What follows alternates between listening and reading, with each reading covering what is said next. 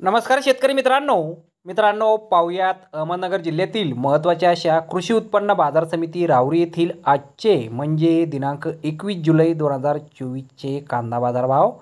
मित्रांनो आज राहुरी येथे गावरान कांद्याला 200 रुपयांपासून 3000 रुपये क्विंटलपर्यंत बाजारभाव हा मिळालेला आहे।